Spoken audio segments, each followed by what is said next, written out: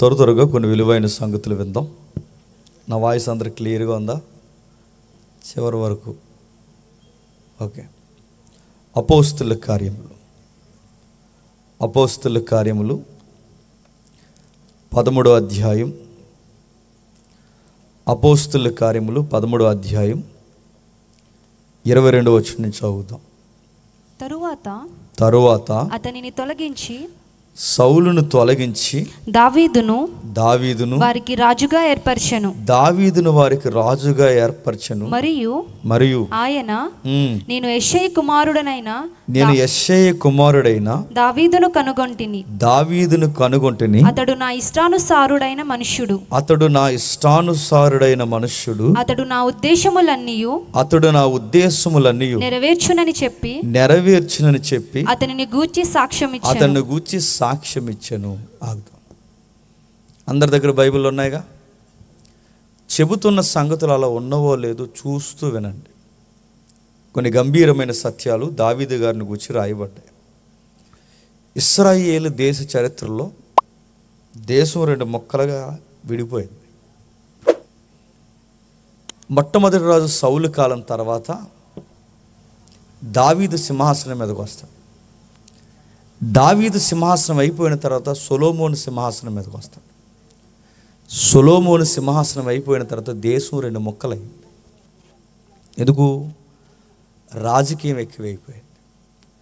ఎప్పుడైతే 2 రాజకీయాలు తెర మీదకి వచ్చి రెహబాము యరాబాము అన్న వాళ్ళు కొట్లాటకు దిగారో, మందిర విషయంలో ప్రత్యేకమైన బలిపీఠాలు కట్టుకొని ప్రజలను విడదీయడం స్టార్ట్ చేశారు.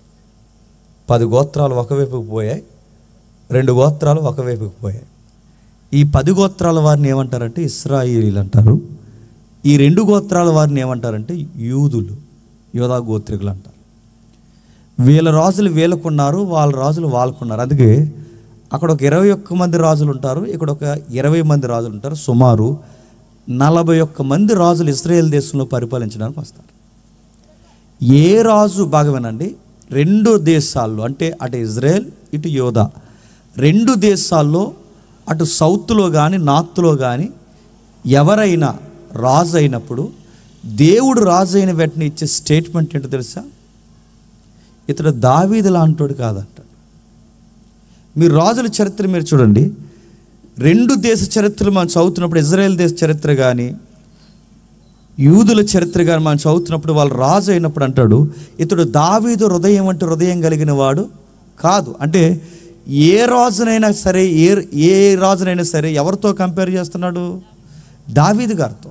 అంటే ఎందుకు దావీదు గారితో కంపేర్ చేస్తున్నాడు? దావీదు నడిచినట్టు ఈ రాజు నడలేదు, దావీదు నడిచినట్టు ఆ రాజు నడలేదు, దావీదు నడిచినట్టు చివరికి సొలొమోను కూడా నడవలేదని ప్రతిసారి దేవుడు దావీదు హృదయాన్ని ఎత్తి చూపిస్తాడు. మీరు చూడండి, దేవుడు మాట్లాడుతూ అంటున్నాడు, దావీదు నా ఉద్దేశానుసారైన మనుషుడు, నా హృదయానికి దగ్గరైన వాడు.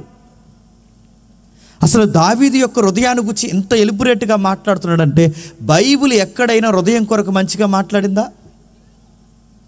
ఆది కాండం నుంచి ప్రకటన గ్రంథం వరకు మీరు చూడండి, హృదయం గురించి బైబిల్ ఎక్కడెక్కడ ఎలా మాట్లాడింది? నరుల హృదయం బాల్యము నుంచి కేవలం ఎల్లప్పుడూ చెడ్డది. చిన్నోడని లేదు, పెద్దోడని లేదు, ప్రతి ఒక్కడి హృదయము కల్ట్ అయిపోయింది. ఒక ఎంటెక్ విద్యార్థి ఎలా అంటున్నాడు, ఆ అబ్బాయి అంటున్నాడు, అన్న నేను వాక్యం విన్న తర్వాత నాకు అర్థమవుతుంది, నా హృదయంలో ఉన్న ఆలోచనలన్నీ నేను బయట పెడితే మా అమ్మ నాన్న చంపేస్తారన్నా అని అన్నప్పుడు ఆ పాస్టర్ గారు అన్నాడు, నువ్వు చెబుతున్నావు, చాలామంది చెప్పరు. కానీ ఎంటైర్ హ్యూమన్ బీయింగ్స్ యొక్క ఆర్ట్స్ అన్నీ ఎలానే ఉంటాయి, అవి ఫెయిల్యూర్ ఆర్ట్స్, అవి పతనమైపోయిన హృదయాలు, అవి పూర్తిగా దేవునికి వ్యతిరేకమైన హృదయాలు. అందుకే బైబిల్ మీరు ఎక్కడ చూడండి ఫాలెన్ హార్ట్ అని బైబిల్లో కనబడుతుంది. పతనమైపోయిన హృదయాలు అంటే ఆది కాండం నుంచి ప్రకటన గ్రంథం వరకు మీరు ఎక్కడ చూడండి ఘోరమైన వ్యాధి కలదండి. బైబిల్ ఇంకా చెప్పింది నరుల హృదయం ఎల్లప్పుడూ కేవలం చెడ్డదండి. బైబిల్ ఇంకా చెప్పింది అందులో ఉపయోగకరమైనది ఏది లేదండి. ఇంకా బైబిల్ చెప్పింది అది ఎదిరింటోడనో పక్కింటోడనో మోసం చేయదు. ఆ హృదయం ఎవరిని మోసం చేస్తుందంటే వాడి హృదయం వాడినే మోసం చేస్తుంది. నేను చాలాసార్లు చెప్పాను, మీకు చెప్తాను వినండి, బహుశా మీకు కూడా చెప్తే ఒకసారి జ్ఞాపకం చేస్తాను. ఒక అమ్మాయి ఉంది, చాలా బాగా చదివించాడు వాళ్ళ నాన్న.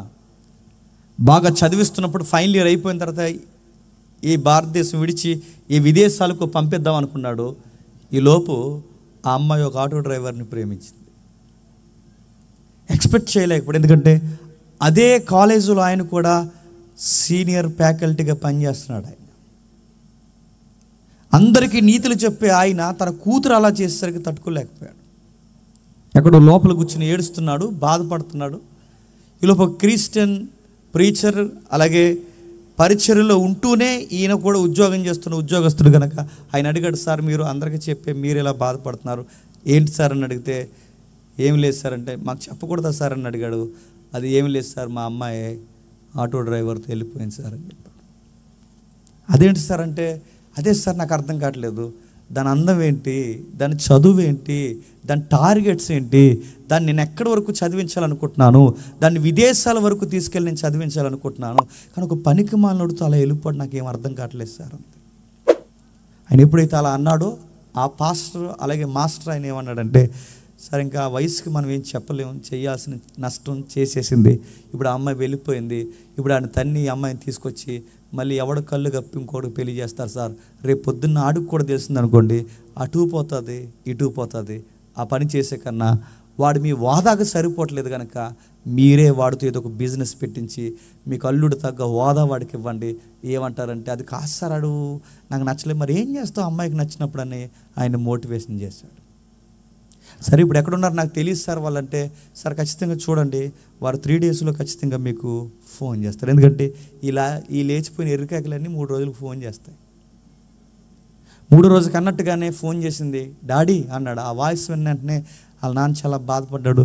తల్లి బంగారం ఎక్కడున్నావురా, ఏం చేసావురా, ఎందుకు వెళ్ళావురా అంటే, డాడీ ఇవన్నీ నన్ను అడగకండి, నేను పలానా ఊర్లో పలానా లాడ్జ్లో ఉన్నానంటే నెంబర్ చెప్పమ్మంటే నెంబర్ చెప్పింది. డాడీ మమ్మల్ని ఏమన్నారు కదా, మా ప్రేమను ఒప్పుకోండి అంటే, నేను ఏమన్నామ్మా, నువ్వు ఉండవే నాకు కావాలంటే, ఆ ఉట్టిన బటన్స్ కూడా సరిగ్గా పెట్టుకోకుండా, చెప్పులు కూడా సరిగ్గా వేసుకోకుండా పరుగుని వెళ్ళి ఆ డోర్ కొట్టాడు. ఆ నెంబర్ ఏదైతే చెప్పిందో ఆ డోర్ కొడితే ఓ పనికి మళ్ళీ లింగి కట్టుకుని పానపరాకులు నవ్వుతూ బయటకు వచ్చాడు. ఆయన అనుకున్నాడు రాంగ్ నెంబర్కి వచ్చానేమో, సరే ఇక్కడ ఒక అమ్మాయి ఉన్నది ఇదే రూమ్ నెంబర్ చెప్పిందంటే అన్నాడు. కాదు ఇక్కడ ఒక అమ్మాయి ఉంటుందంటే, ఆడి నోరు, ఆడి వాసన, ఆడి గెడ్డం, ఆడి ఎవ్వరం అవన్నీ చూసేసరికి పాప ఏదో రాంగ్ నెంబర్ చెప్పింది ఏమనుకున్నాడు. ఈ లోపల వెనకాల నుంచి వచ్చి, డాడీ నేను ప్రగాఢముగా ప్రేమించిన అబ్బాయి ఈయనే అంది. మతి పోయింది ఆయనకి. వసే వీడు మాకే నచ్చలేదు నీకెలా నచ్చాడే, వీడు మా కళ్ళకే నచ్చట్లేదు నీకెలా నచ్చుతున్నాడంటే, ఆ అమ్మాయి అందంట, మీ కళ్ళతో కాదు నా కళ్ళతో చూడండి. మరి మీ పానికి మాలిన తిట్టాడు. నీ కళ్ళుతో చూస్తే నా కళ్ళుతో చూస్తే కనబడింది అంటే, ఆడి పాచిపళ్ళు కదా, ఆడి గడ్డం కదా, ఆడి పనికిమాలోడు కదా, నీ కళ్ళుతో చూసినంత మాత్రం నీకేదో చేశాడే వాడు, నిన్నెవరో చెడగొట్టాడు, నిన్నెవరో మోటివేషన్ చేసి నేను ఎక్కడి వరకు తీసుకొచ్చారని చెప్పి తను తిట్టుకుని, నువ్వు వద్దు ఆడవద్దు ఎందుకన్నా దూకి సావండి అని చెప్పి అక్కడి నుంచి ఆయన వచ్చేసాడు. సీనియర్ వచ్చిన తర్వాత పాస్టర్ గారు అడిగారు, సార్ ఏం సార్ అమ్మాయి అంటే, ఆడొద్దు సార్, అది నాకే నచ్చట్లేదు, వాడిని చూస్తుంటే నాకే వామిటింగ్ వస్తుంది, వాడికి దానికి ఎలా నచ్చాడు సార్ నాకు అర్థం కావట్లేదు, ఎవరో మోసం చేశారు సార్ అమ్మాయిని, దాని కాలు కింద పెడితే తన పాదాలు కందిపోతాయని మా ఇంట్లో కూడా చెప్పులు వేసుకుని తిరుగుతారు సార్, అలాంటి అందమైన అమ్మాయిని వీడు ఏం చేశాడు నాకు అర్థం కావట్లేదు అన్నప్పుడు ఆ పాస్టర్ గారు అన్నారు, సార్ గుర్తుపెట్టుకోండి, మీ అమ్మాయిని ఎదురింటోళ్ళు పాడు చేయలేదు, మీ అమ్మాయిని పక్కింటోళ్ళు పాడు చేయలేదు, మీ అమ్మాయిని తీసుకెళ్ళిపోయిన గల్లలింగిగాడు కూడా పాడు చేయలేదు, మీ అమ్మాయిని మోసం చేసింది ఎవరు తెలుసా, మీ అమ్మాయిని తన హృదయమే తనని మోసం చేసింది. తనకి ఎంత చెప్పినా ఎందుకు ఎక్కట్లేదంటే, తన హార్ట్ ఒకటి చెబుతుంది తనకి. అందుకే నరుల హృదయం ఎల్లప్పుడూ కేవలం చెప్పండి చెడ్డదే, అది మంచిని స్వీకరించదు, చెడునే ఎక్కువ తీసుకుంటుంది. మీరు ఎంత మంచి మాటలు మాట్లాడినా దానికి మంచి నచ్చదు, దానికి చెడు అట్రాక్షన్గా అనిపిస్తుంది.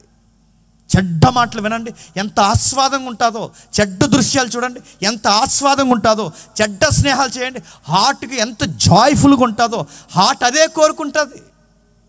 అందుకే బైబిల్ మాట్లాడుతుంది ఆదికాండం నుంచి, అది ఘోరమైన వ్యాధి కలగది. బైబిల్ అడుగడుగునా చెప్పింది, హృదయంలో నుంచి మంచిది ఏది రాదు.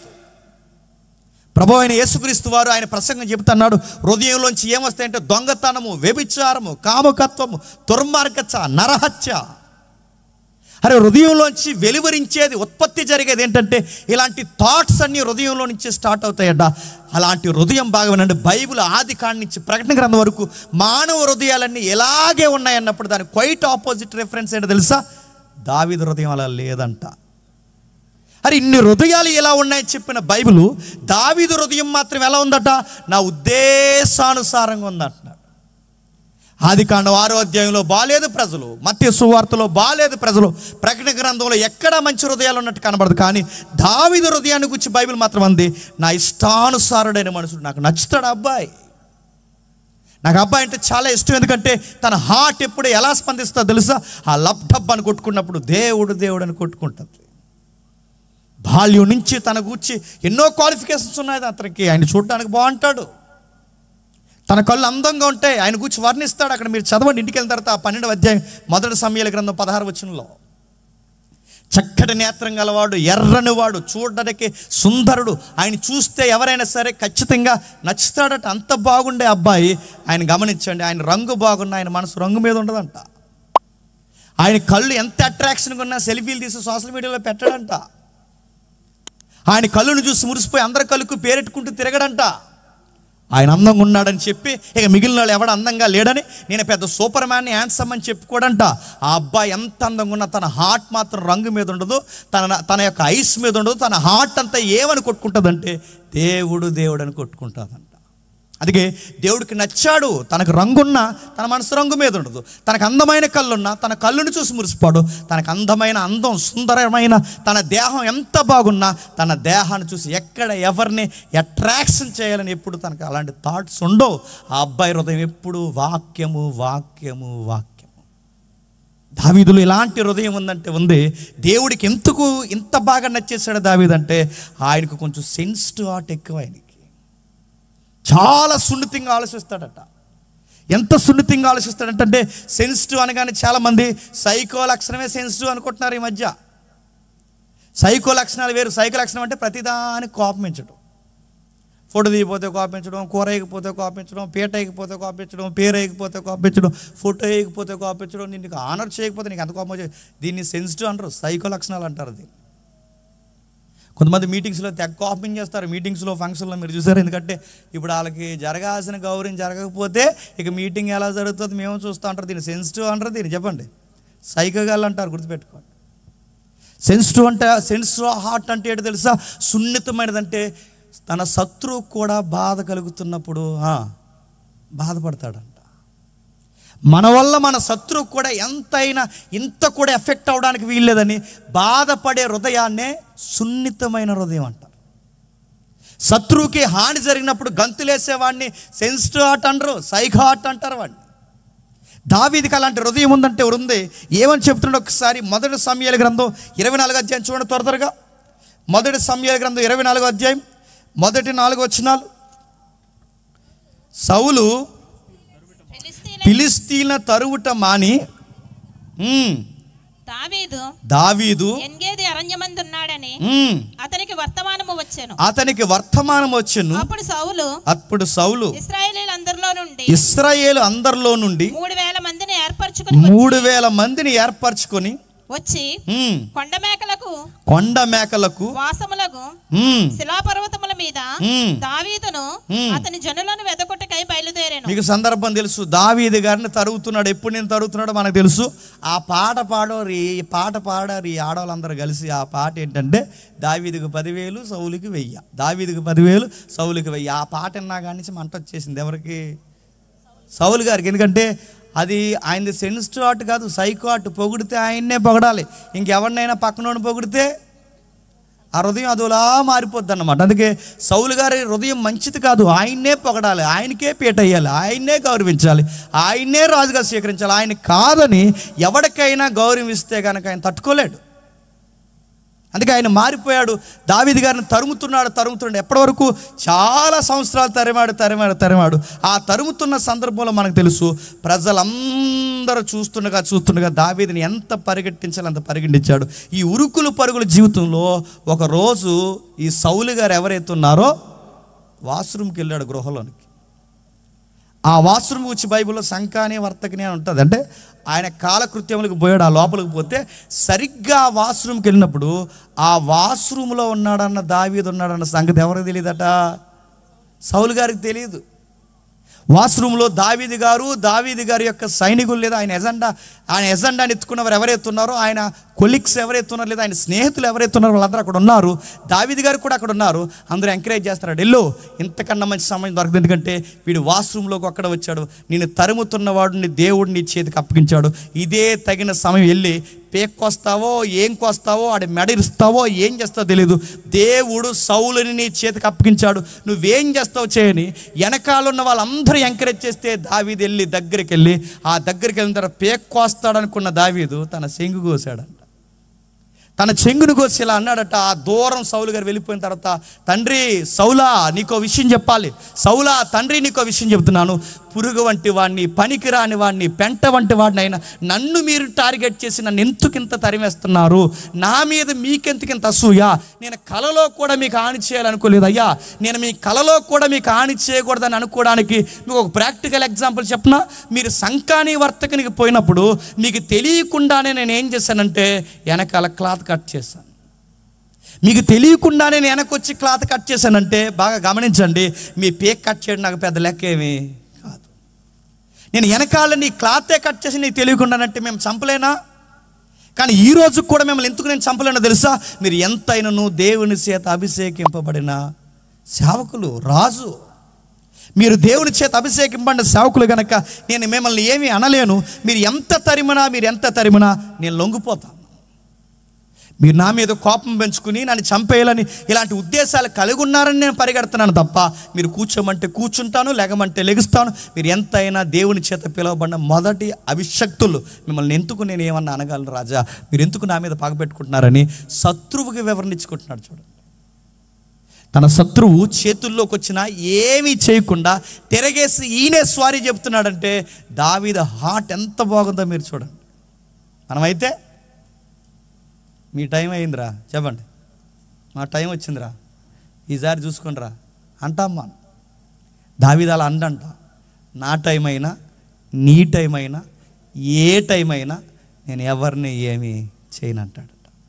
ఎందుకంటే సమస్తం ఎరిగిన దేవుడికే నన్ను నేను అప్పగించుకుంటాను తప్ప, నన్ను హాని చేసిన వారు కూడా నా ముందు కాలర్ ఎగరేసుకుని తిరిగిన వాళ్ళని ఏమి అంటాడంట. దావీదు గారు అంటున్నారు, జీవితాన్నే తీసేయాలనుకున్నవాడు, లైఫే లేకుండా చేయాలనుకున్నవాడు, ఈటిసినవాడు, బల్లి విసిరినవాడు, చంపేయాలని ఎన్నో స్కెచ్లు వేసినవాడు, చివరికి వాళ్ళ పిల్లనిచ్చి పెళ్లి చేసి ఆ పిల్ల ద్వారా కూడా చంపేయాలనుకున్న ఇంత దుర్మార్గుడైన ఆ మామైన సౌలు ఇంత పరిచర్య చేస్తే, ఇంత దారుణమైన కీడికి ఒడికట్టిన ఈ సౌలుని దావీదు అన్నాడట, నా మీద మీకు ఎలాంటి పగలేదు సార్, నేను అనుకుంటున్నాను మీరు నా మీద పగలేదని నేను ఊహిస్తాను, ఎందుకంటే మీరెవరో నా గురించికి మీకు తప్పుగా చెబుతున్నారు. అక్కడ కూడా తప్పు ఎవరిది లేదంటున్నాడు తెలుసా? సౌలుది లేదట. సౌలు గారు మంచివాడట. దావీదు గారు ఎంత సున్నితంగా ఆలోచిస్తున్నాడు చూడండి. ఎవరో మీకు రాంగ్ గైడెన్స్ ఇస్తున్నారు సార్, మీరు మంచివాళ్ళే, మీరు మంచిగానే ఉన్నారు, ఎవరో మీకు తప్పుడు వార్తలు ఇచ్చి నన్ను తప్పుడు వ్యక్తిగా మీ దృష్టిలో క్రియేట్ చేశారు, కానీ నిజానికి మీరు హాని చేసే మనిషి కాదు. ఇప్పటికీ పొగుడుతున్నాడంటే దావీదు గారి హృదయం ఎంత బాగుందో చూడండి.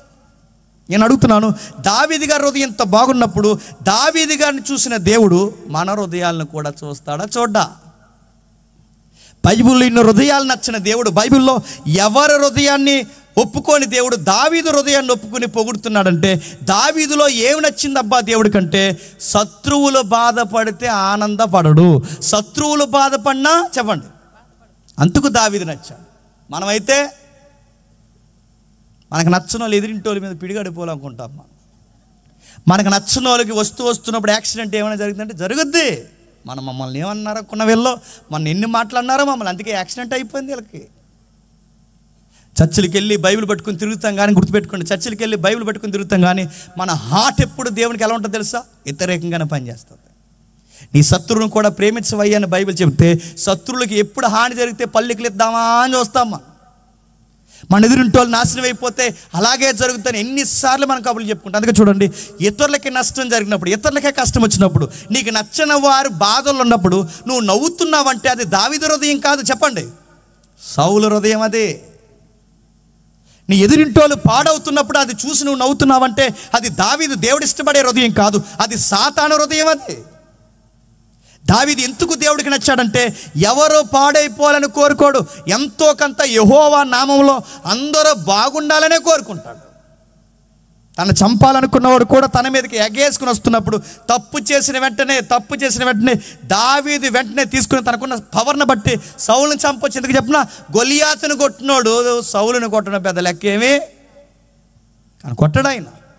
ఎందుకంటే తనకు అర్థమయ్యేలా చెప్తున్నాడు, సార్ మీకు విషయం చెప్పాలి, మీరు ఎక్కడో తప్పుగా అనుకుంటున్నారు, నా హృదయంలో ఏమీ లేదు, పగ లేదు, మిమ్మల్ని పోతే నేను రాజు అవ్వాలన్న ఫీలింగ్ కూడా లేదు, అసలు నేను రాజు అవ్వాలన్న థాట్స్ నాకు లేవు. నేను ఎక్కడో మా నాన్న గొర్రెలు మేపుకుంటుంటే ఆయన వచ్చాడు, ఆ పెద్ద ఆయన పేరు సమూయేలు గారు. ఆయన రావడం ఏంటి, కొమ్ముతేలు నా మీద వేయడం ఏంటి, నువ్వు రాజుగా ఇశ్రాయేలుకు వస్తున్నావని ఆయన అనడం ఏంటి, నాకు ఈ సబ్జెక్ట్ అంతా ఏమి తెలుసా, నాకు ఎక్కడ ఇంటెన్షనల్గా నేను కింగ్ అవ్వాలన్న ఫీలింగ్ లేదు. దేవుడే ప్రవక్తను పంపి ఎక్కడో గొర్రెల వెనకాల ఉన్న నన్ను అభిషేకించాడు, నాకు సంబంధం లేకుండా వచ్చిన అధికారాన్ని బట్టి నన్ను ఎందుకు సార్ ఇంత సంపాలని మీరు చూస్తున్నారని తనకు వివరణించుకుంటున్నాడు. చూసారా, అది దావీదు అంటే. అదే దావీదులో గొప్పతనం చూడండి. వివరించుకోవడమే కాదు, ఆ అబ్బాయి హృదయం ఎంత బాగుండడానికి కారణం ఎక్కడ కూడా లంచాలు కానీ, ఎక్కడ కూడా దేవుడికి వ్యతిరేకమైన ఆ కార్యక్రమాలు చేస్తున్న ఆ దేవాలయంలో బంగారం కానీ ఏది దొంగిలించే మనసు ఎవరికి లేదు చెప్పండి, దావీదుకి లేదు. అందరూ బాగుండాలి, పెద్ద ఆయన బాగుంటే నేను కూడా బాగుంటాను అనుకునే రకం ఆయన. అలాంటి ఆయన పాటలు రాసుకున్నాడు. ఏమని రాసుకున్నాడు చూడండి, 119వ కీర్తన 11వ కీర్తన 11వ వచనం. 119వ కీర్తన 11వ వచనం. 119వ కీర్తన 11వ వచనం చదువుతారు ఎవరైనా? నీ ఎదుట నేను పాపము చేయకుండా నా హృదయములో నీ వాక్యము ఉంచుకొని ఉన్నాను. దావీదు గారి హృదయం దేవుడికి అంత బాగా నచ్చేయడానికి మరొక పాయింట్ చెప్పండి. ఆయన హృదయంలో వాక్యానికే ప్రథమ స్థానం ఉందంట. ఈ మధ్యకాలంలో ఈసీజీలు ఎక్కువైపోయినాయి. మాట్లాడితే పొడుగు పెట్టే పెట్టేసి మనకి ఈసీజీ తీసేస్తున్నారు. అది ఇలా పోద్ది, అప్ అండ్ డౌన్ ఇలా స్ట్రైట్గా పోతే ఇంకా పోయినట్టే మనం. అది ఇలాగ వెళ్తుంటుంది, అప్ అండ్ డౌన్ వెళ్తుంటుంది.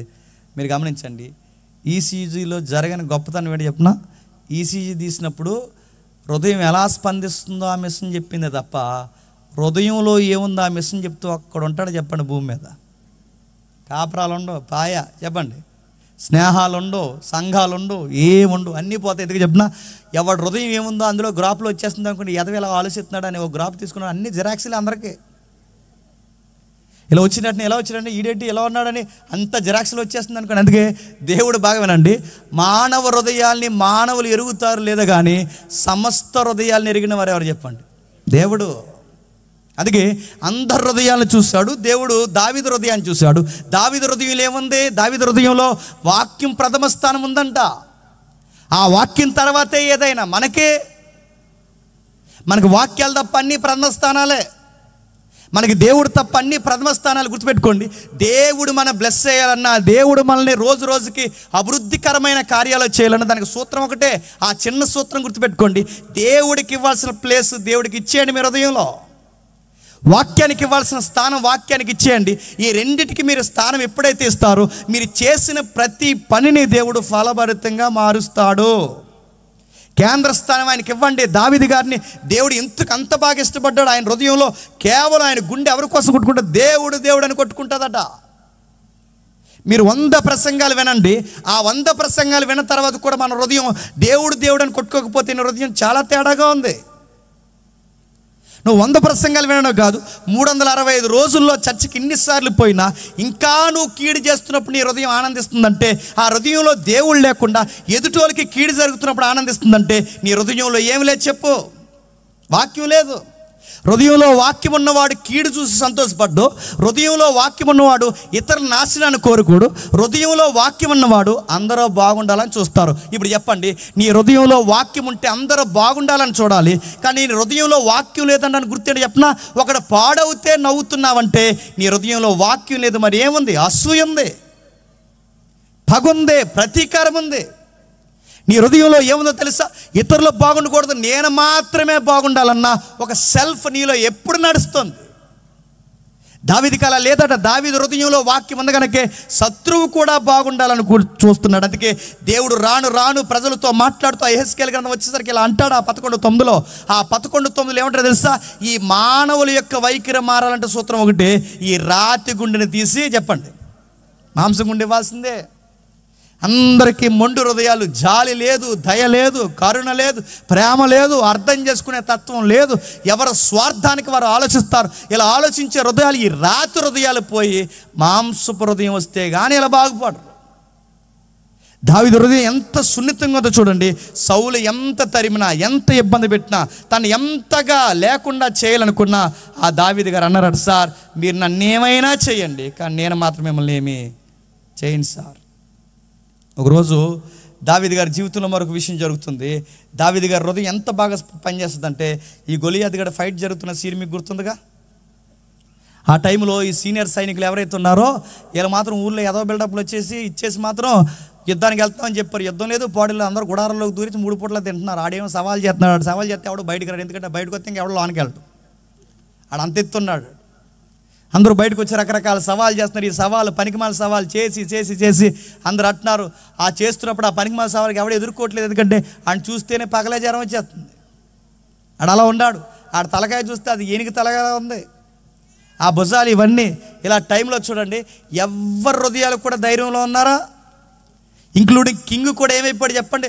గుడారంలో పోయి కిటికీలో చూసి ఆ రాజు అయిన సౌలు అన్నాడట, ఈయనెవడైనా కొడితే నా రాజ్యం సగం రాసిస్తాను, ఈయనెవడైనా కొడితే మా చిన్నమ్మాయి నుంచి పెళ్లి చేస్తాడు. బెట్లగా వస్తున్నాడు రాజు లోపల కూర్చొని.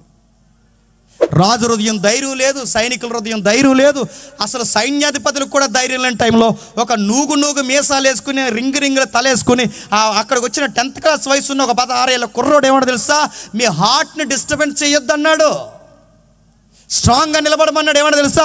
ఆడెవడో పనికిమాల సున్నతి లేని ఆ ఫిలిస్తీయుడు, సున్నతి కలిగిన నిబంధన కలిగిన మనల్ని వాడనడానికి వాడెవడో? యెహోవా పక్షం నేను చెప్తున్నాను, మీరు ధైర్యంగా ఉండండి, మీ హృదయాల్ని కృంగనివ్వకండి. అంటే మీ హృదయాల్ని డౌన్ అవ్వద్దు, స్ట్రాంగ్గా ఉంచండి. వాడి సంగతి నేను తెలుస్తానన్నాడంటే దావీదులో దేవుడికి నచ్చింది చెప్పిన పరిస్థితి ఎలా ఉన్నా చెప్పండి స్ట్రాంగ్గా ఉంటాడు. అది దావీదు అంటే.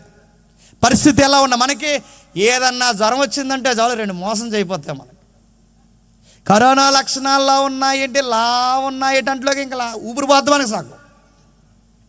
నీకు జ్వరం రాకూడదు, తలనొప్పి రాకూడదు, ఏమి అవ్వకూడదు, నీకేమైనా అప్పు లేదన్న మీదకి వస్తే తట్టుకోలేవు, సంసారంలో ఏమైనా జరిగితే ఇంక నిన్ను ఆపలేవు, సంఘంలో నీకు ఇవ్వాల్సిన గౌరవం ఇవ్వకపోతే ఇంక నీ ముఖం రకరకాల అయిపోతున్నాడు. నువ్వు చిన్న చిన్న విషయాలకి నువ్వు తట్టుకోలేకపోతే దేవానికి నచ్చంటే దేవుడు అంటే నీ బొంద నచ్చావు, నువ్వు నచ్చవు నాకు అంటాడు. ఎందుకు చెప్పినా నీ హృదయం చాలా వీక్గా ఉంది, ఎందుకంటే నువ్వు ప్రతిదానికి సున్నితం. ఎవరన్నా ఏమనంటే ఫ్యాన్ వైపు చూస్తావు, ఎవరన్నా ఏమంటే నుయ్యపు చూస్తావు, ఎవరన్నా ఏమనంటే గొయ్యపు చూస్తావు, ఎవరన్నా ఏమంటే పురుగుల మంది ఆగేస్తానంటావు. నడుతున్నాను. మనం ఎలా నచ్చేస్తాం దేవుడికి? ఎలాంటి పరిస్థితులు ఆడు గొలియాతుగాడైనా, గొలియాతు లాంటి వారు 100 మంది వచ్చి నిలబడినా, ఆ నిలబడిన గొలియాతు ఫిలిస్తీన్లందరూ గొలియాతులో నిలబడినా ఎన్నైపోయిన అబ్బాయి సింగిల్గా నిలబడి అంటున్నాడు, రానే ఎవడొస్తాడు చూసుకుందాం అన్నాడు. ఆడొస్తే ఆడుతున్నాడు. వాడు ఆడ దేవతల పేరు మీద వస్తాడు, నేను దేవుడి పేరు మీద వస్తాను. సైన్యములకు అధిపతి యెహోవా పేరు మీద నేను, దేవతల పేరు మీద ఆడేమంటున్నాడంటే ఆ దేవతల పేరు మీద వచ్చి ఆడే దేవతలే రైట్ అని చెప్తాను. నేను అంటున్నాను, ఈరోజు నీ దేవతలో నా దేవుడో తేల్చేస్తాను.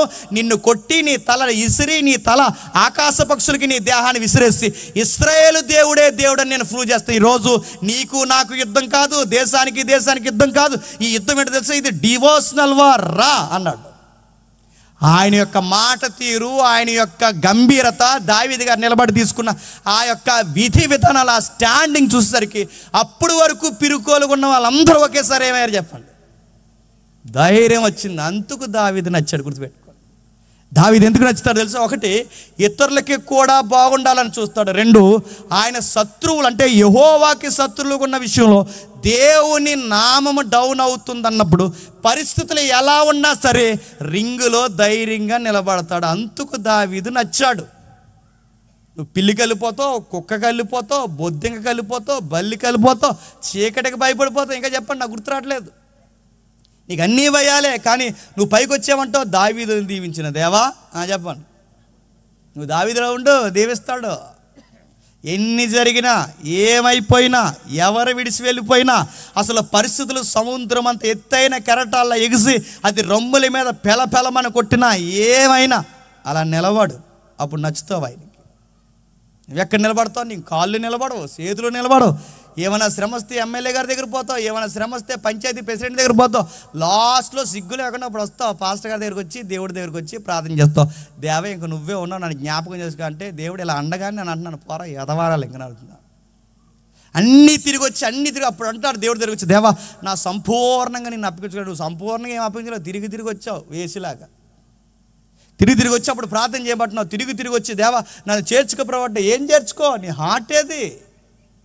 అందరూ వెళ్ళిపోయిన తర్వాత అప్పుడు ఇచ్చావు నువ్వు దేవుడికి. అందుకే దావీదు గారు అంటున్నారు, దావీదు గారు మాట్లాడుతున్నారు, దావీదు గారు చెబుతున్నారు, ప్రజలను కృంగనివ్వద్దు. ఇంకేమంటున్నాడు చూడండి, తన ప్రజలతో మాట్లాడుతూ దావీదు గారు ఎంత చక్కగా డీల్ చేస్తున్నారో ఒకసారి మీరు చూడండి. అదే మొదటి సమూయేలు గ్రంథం 17వ అధ్యాయం, అదే మొదటి సమూయేలు గ్రంథం 17వ అధ్యాయం 31వ వచనం చూడండి, క్షమించండి 28వ వచనం చూడండి. అతడు వారితో మాట్లాడునది అతని పెద్ద అన్నయ్యకు ఏలీయాబునకు వినపడగా ఏలీయాబునకు దావీదు మీద కోపము వచ్చి అతనితో, నీవిక్కడికి ఎందుకు వచ్చితివి? అరణ్యంలోని ఆ చిన్న గొర్రె మందను ఎవరి వశము చేసితివి? నీ గర్వమును, నీ హృదయపు చెడుతనమును నేను ఎరుగుదును. యుద్ధము చూచుటకే కదా నీవు వచ్చితివనెను. అందుకు దావీదు, నేనేమి చేసితిని? మాట మాత్రము పలికితినని చెప్పి అతని యుద్ధ నుండి తొలగి తిరిగి మరి ఒకని ఆ ప్రకారం సొంతాన్ని ఏమంటున్నాడు చూడండి, నీ హృదయం మంచిది కాదురా అన్నాడు. నీ హృదయం మంచిది కాదు కాబట్టి నీ హృదయం నేను ఎరిగితిని. ఎందుకంటే నీ హృదయం అన్ని ఇలాంటివి కోరుకుంటుంది. కానీ అన్నీలు తన హృదయాన్ని ఎరగలేదు, కానీ తన హృదయాన్ని ఎవరు ఎరిగారు చెప్పండి? దేవుడు ఎరిగాడు. గుర్తుపెట్టుకోండి, మన హార్ట్ ఏంటో మన వాళ్ళకి తెలియకపోవచ్చు, మన హృదయం ఏంటో మన అన్నీలకి తెలియకపోవచ్చు, మన హృదయంలో ఏమి స్పందిస్తుందో మన ఎదిరింటి వాళ్ళకి, పక్కింటి వాళ్ళకి, మన జీవిత కౌగిల భాగస్వామికి కూడా తెలియకపోవచ్చు. కానీ మన హృదయం ఏంటో తప్పకుండా తెలుసుకునేది ఎవరు చెప్పండి? దేవుడు. మనకి ఎవరు సపోర్ట్ ఇచ్చినా, సపోర్ట్ ఇవ్వకపోయినా మనకు సపోర్ట్గా నిలబడే దేవుడు. ఎందుకంటే ఆయనకి తెలుసు. దావీదు అంటున్నాడు, నా హృదయం ఏంటో దేవునికి బాగా తెలుసు. తన అన్నీలు సపోర్ట్ చేయలేదు, ఎవరో సపోర్ట్ చేయలేదు. కృంగిపోయిన హృదయాలతో ఉన్నప్పుడు దావీదు గారు అంటున్నాడు ఆ 37వ వచనంలో, దావీదు చెప్పిన మాటలు నలుగురికి తెలియజేయగా జనులు ఆ సంగతి సౌలుతో తెలియచెప్పి అతడు దావీదును పిలవనంపెను. ఫిలిష్తీయుని బట్టి ఎవరి మనస్సును కృంగ నిమిత్తము లేదు, మీ దాసుడనైన నేను వానితో పోట్లాడుదనని దావీదు సౌలుతో అనగా, సౌలు ఈ ఫిలిష్తీయుని ఎదుర్కొని ఆయన ఏం చెప్తారు చూడండి, ఎవరి హృదయము చెప్పండి. అసలు ఈ మోటివేషన్ ఎవరు చేయాలి చెప్పనా? యుద్ధం జరుగుతున్నప్పుడు సైనికులు కృంగిపోకుండా ఈ మోటివేషన్ చేయాల్సింది ఎవరు చెప్పండి? రాజు చేయాలి. రాజు చేయాల్సిన పని ఎవరు చేస్తున్నారు చెప్పండి?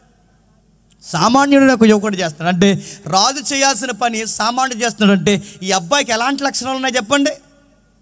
రాజు నాయకత్వపు లక్షణాలు. అందుకే ఆ కుర్రోడు ఉండాల్సింది గొర్రెల దగ్గర కాదు, ఆ కుర్రోడు ఉండాల్సింది అరణ్యంలో తిరగడానికి కాదు, ఆ కుర్రవాడు ఉండాల్సింది ప్రజలను పరిపాలించడానికి. ఆ కుర్రవాడు ఉండాల్సింది ఎక్కడ పడితే అక్కడ ఉండడానికి కాదు, అరణ్యంలో తిరగడానికి కాదు, అంతఃపురంలో సింహాసనం మీద కూర్చోడానికి. అందుకే దేవుడు తెలుసు, పిలవాల్సిన వాడిని పిలిచాడు, నిలబెట్టవలసిన వాడిని నిలబెట్టాడు. ఎవడు నిలబడలేని టైంలో దేవుని పక్షమున ఉన్నతమైన నిర్ణయం తీసుకున్న ఒకే ఒక్క రాజు దావీదు. ఇప్పుడు చెప్పండి, దావీదు ఎందుకు దేవునికి ఉద్దేశానుసారమైన మనుషుడు అయిపోయాడు తెలుసా? శత్రువులు కూడా బాగుండాలని కోరుకుంటాడు. 2, పరిస్థితులు గొలియాత్ అంత ఎత్తుగా ఎక్కిరించిన ఆ పరిస్థితుల్లో కూడా ధైర్యంగా నిలబడతాడు. అది సముద్రం అంత కెరటమైనా సరే లొంగిపోకుండా, కృంగిపోకుండా తనతో ఉన్నవారు కూడా ధైర్యం ఇస్తాడు. అందుకు దావీదు హృదయం దేవునికి బహుగా నచ్చింది. ఒకవేళ ఈ రాత్రి నీ హృదయం కూడా దేవుడికి నచ్చాలనుకుంటే నీ శత్రువుల యొక్క బాగుని కొరకు ప్రార్థన చేయి, దేవునికి నచ్చుతావు.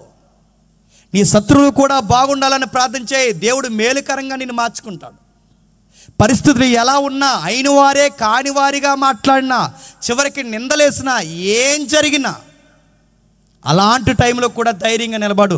ఆ ధైర్యాన్ని దేవుడు మెచ్చుకుంటాడు. గుర్తుపెట్టు. ఎందుకంటే మన ధైర్యం మన హృదయం కాదు, మన ధైర్యం మనం కాదు, మన ధైర్యం ఒక్కటే, నన్ను పిలిచిన దేవుడు నమ్మదగినవాడు, నన్ను వీడవాడు గాక వీడవాడు. దావీదు అదే మాట పట్టుకున్నాడు. నన్ను పిలిచిన వాడు నమ్మదగిన వాడని పట్టుకున్నాడు కనుక ఈ గొలియాతుగాడు ఎంత నెల్లాడు, ఆ గొలియాతుగాడు ఆడు చూస్తుండగా దేవుడు అన్నాడు ఆ గొలియాతు చూస్తుండగా దావీదు అంటాడు, రారా నా దేవుడు ఈరోజు ఇశ్రాయేలులో ఉన్నాడని నిరూపిస్తాను. అంటే ఆయన హృదయం ఏంటి చెప్పినా, ఇశ్రాయేలు దేవుడే నిజ దేవుడని ఎప్పుడు ప్రూవ్ చేయాలని తిరుగుతాడండి ఆ అబ్బాయి. అందుకే దేవుడికి బాగా నచ్చాడు. తన దేవుడిని తను చాలా బాగా హైలైట్ చేయాలని కోరుకుంటాడు. దేవుడిని ఆకాశం అంత ఎత్తులో ఎట్టాలని కోరుకుంటాడు. అందుకే దావీదు గారు పైనుంచి కిందకు చూసినప్పుడు ఆ మందసం ఎక్కడో కింద ఉంటే చూసి తట్టుకోలేకపోయాడు, బాధపడిపోయాడు. దేవా, ఈ గొర్రెలు కాచుకున్నోడిని తీసుకొచ్చి బంగారు మందిరంలో పెట్టావు, నీ మందసం మాత్రం గుడారంలో ఉండడం ఏంటి ప్రభువా, నాకన్నా నా నివాస స్థలం ఇంకా ఎత్తుకుండాలని నీకు ఒక బంగారు దేవాలయం కట్టిస్తానని ఆ బంగారు దేవాలయం దావీదు గారు దేవుడు కట్టించడానికి ముందుకు వస్తున్నప్పుడు దేవుడికి ఎంత ఇంపార్టెన్స్ ఇస్తున్నాడు మీరు చూడండి. దేవుడు అంటే పిచ్చి ఆయనకి, దేవుడు అంటే అదొక తెలియని మమకారం. అందుకే దేవుడు ముందు పెట్టుకుంటాడు. దేవుడికి దావీదు ఎందుకు నచ్చాడంటే తన హృదయం ఎప్పుడు దేవుడు దేవుడు దేవుడు అని కొట్టుకుంటాడు. ఇలాంటి యథార్థ హృదయం కలిగిన దావీదు గారు ఎక్కడో తన హృదయంలో వేరే వాళ్ళకి ప్లేస్ ఇచ్చాడు. గుర్తుపెట్టుకో, ఎక్కడో ప్రతి విషయంలో ప్రతి సంగతిలో ఆయన అన్ని విషయాల్లో బాగున్నాడు. దివారాత్రులు వాక్యం చదవడంలో బాగున్నాడు, శత్రువుల్ని ప్రేమించడంలో బాగున్నాడు. అరే, హానికరమైన పరిస్థితులు జరుగుతున్నప్పుడు చాలా ధైర్యంగా ఉండాలని అనేకులకు మోటివేషన్ చేశాడు. ఇన్ని చేసిన ఆయన ఒక ఆమెతో కమ్యూనికేషన్లోకి వెళ్ళాడు. సరిగ్గా మరి ఆ టైంలో చేయాలనుకుందో చేసిందో పరిస్థితులు అలా వచ్చాయో, ఆయన ఈ టైంకే తిరుగుతాడు అనుకుందో, లేకపోతే ఈ టైంకి ఆవిడ వస్తాయి, ఇవన్నీ మనకు వెళ్తుంది. అంత క్రైమ్ సబ్జెక్ట్ అది. ఆ మొత్తం మీద చూడకూడని దృశ్యం చూశాడు. ఆ చూసిన వెంటనే మెసేజ్ ఎట్టాడు, రమ్మ అన్నాడు, వచ్చింది. మెసేజ్ ఎట్టిన ఆవిడ బ్లాక్లో పెడితే బాగుంది, పెట్టలేదు ఆవిడ ఎందుకు పెడుతుంది? కింగ్ అక్కడ. ఆ కింగ్ ఎప్పుడైతే ఆయన పిలుపునిచ్చిన వెంటనే తెలుసు మనకి ఏం జరిగిందో. ఆ పిలుపునిచ్చిన వెంటనే దావీదు గారికి గుడ్ న్యూస్ వచ్చింది. ఆ గుడ్ న్యూస్ ఏదో కాదు, కంగ్రాచులేషన్ చెప్పారు. ఏమేం చెప్పండి? ప్రెగ్నెంట్. ఇప్పుడు అందరికీ బాగా వినండి, ఇది నిజంగా వివాహంలో వచ్చిన ప్రెగ్నెంట్ అయితే స్వీట్లు పంచినాడు అందరికీ. ఇది వివాహంలో వచ్చిన ప్రెగ్నెన్సీ కాదు, చెప్పండి. అలా ఆయన ఊరు వెళ్ళాడు, అది ప్రెగ్నెన్సీ అక్కడ. అలాంటి టైంలో ఇప్పుడు ప్రెగ్నెంట్ అయింది. ఇప్పుడు ఎలా కవర్ చేస్తారు? ఆ రోజుల్లో ఈ నర్సింగ్ డిపార్ట్మెంట్లు, క్షమించండి, ఈ మెడికల్ డిపార్ట్మెంట్ లేదు. ఆ రోజుల్లో ఇలాంటి దొంగ హాస్పిటల్ లేవు. ఉంటే ఫోన్ చేద్దాడేమో, లేవు. అలాంటివి ఏమీ లేవు. మరి ఏం చేస్తాడు ఆ టైంలో? ఎలా కవర్ చేస్తాడు? ఈ కవరింగ్ ఏమీ లేదు. వాళ్ళ హస్బెండ్ పిలవడమే. ఎప్పుడులాగే గుర్తుపెట్టుకోండి, ఎప్పుడులాగే రాజుగారు పాపం చేశారు. ఆయన పాపం చేసినప్పుడు ఎప్పుడులాగే ఏమీ తెలియనట్టు అదే రాజు వస్త్రాలు వేసుకుని, అదే కిరీటం పెట్టుకుని, అదే రాజదండం పెట్టుకుని, ఎవరికి తెలియనట్టు ఎక్కడ కూర్చున్నాడు చెప్పండి? గుర్తుపెట్టుకోండి, మన హృదయం ఎవరికి తెలియదేమో కానీ చెప్పండి, ఖచ్చితంగా చూస్తాడు. ఆయన వస్త్రాలతో కవర్ చేశాడు, కిరీటంతో కవర్ చేశాడు, హంగులతో కవర్ చేశాడు, ఆయన చేతి కర్రతో ఆయన రాజదండం పట్టుకుని కవర్ చేశాడు. అన్నీ కవర్ చేయగలడు. కానీ దేవుని దృష్టిలో ఇది కవర్ చేయగలమా? ఏమీ తెలియనట్టు ఎప్పటిలాగే రాజుగా కూర్చున్నాడు. ఆ కూర్చున్న వాడి దగ్గరికి ఒక రోజు ఒక మెసేంజర్ వచ్చాడు. ఆయన పేరు మనకు తెలుసు, నాతాను. సార్, మీకు విషయం చెప్పాలి, మన ఆస్థానంలో ఘోరమైన క్రైమ్ కేసు రిపోర్ట్ అయింది, మీకు తెలుసా అన్నాడు. మన ఆస్థానంలోనా? ఎస్ సార్, చిన్న కథలా చెప్తాను, వింటారా అన్నాడు. ఏంటి చెప్పు అన్నాడు. ఒక భయంకరమైన విలన్ ఉన్నాడు సార్, ఆడు బాగా బలిసినాడు అన్నాడు. ఏంటి మన ఆస్థానంలో? ఆడికి ఒక రోజు బాగా గొర్రె మాంసం తినాలనిపించింది. ఆడికి 100 గొర్రెలు ఉన్నాయి సార్. ఆ గొర్రె మాంసం, ఆ 100 గొర్రెల్లో ఏ గొర్రెని చంపలేదు. కానీ ఒక పేదోడు ఉన్నాడు, బంగారు తల్లిలాగా గొర్రె పిల్లని పెంచుకుంటున్నాడు. ఆ పేదోడు గొర్రె పిల్లే కావాలని కూర్చున్నాడు సార్. ఎవడాడు అన్నాడు. వెయిట్ సార్, చెప్తాను, ఇంకా ఉంది స్టోరీ అన్నాడు. ఆ తర్వాత మళ్ళీ మాట్లాడి, ఏమీ లేదు సార్, ఈ పేదోడు లేని టైంలో ఆ గొర్రెని వధించుకుని తినేశాడు సార్. ఆ పేదోడు కూతురులాగా గొర్రెని పెంచుకుంటున్నాడు. ఈ లోపల వాడు తినేసి సిదిమేశాడు సార్. మన ఆస్థానంలో జరిగింది. దీనికి మీరు ఏం జడ్జిమెంట్ ఇస్తారు సార్ అంటే, ఆడెక్కడున్నాడు, అడ్రస్ ఆధార్ కార్డు చెప్పినాడు, సంగతి వెళ్తా అన్నాడు. ఆవిడ నాతన్ అన్నాడు. ఎవడో కాదు, బికాజ్ ఆఫ్ యూ, నువ్వే. మీరే అనగానే, నేనా? ఈ స్టోరీలో మెయిన్ విలన్ మీరే. ఆ గొర్రె పిల్ల బెత్షెబా, ఆ నాశనం అయిపోయిన పేదోడు ఉరియా. కేసు వివరించకుండానే మొత్తం స్టోరీ దావీదు గారికి అర్థమైపోయింది. నేనా అంటే మీరే దావీదు గారు. మీరు ప్రజలను నమ్మించారు, మీరు దేశాన్ని నమ్మించారు, మీ కుటుంబాన్ని నమ్మించారు, కానీ మీరు అందరిని నమ్మించగలరు, కానీ మీ దేవుణ్ణి మాత్రం మీరు నమ్మించలేరు.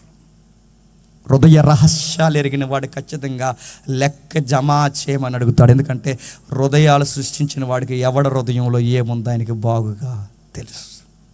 సార్ మీకు న్యూస్ చెప్పాలి సార్, దేవుడు ఎలా అన్నాడు, ఒక మాట చెప్పనా సార్, ఒక మనిషిని చంపి వాడి భార్యను లాక్కోవాలన్న పాయింట్ మీద దేవుడు చాలా స్ట్రాంగ్గా కూర్చున్నాడు సార్.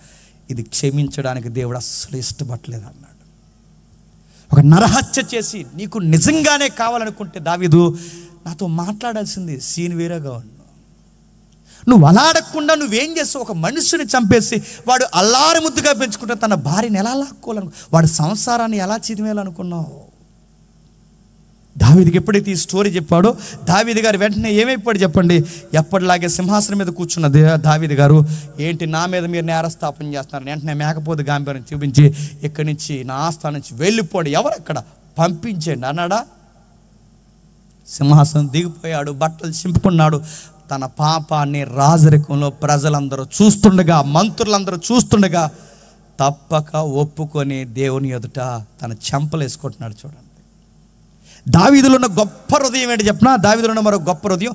నిజానికి ఆయన మాట్లాడుతున్నప్పుడు దావీదు గారు ఇలా అనొచ్చు, మీరు ఎక్కడ చూస్తారు, ఎవిడెన్స్ ఉందా, మీరు ఎలా ప్రూవ్ చేయగలరు, ఇలా అనొచ్చు.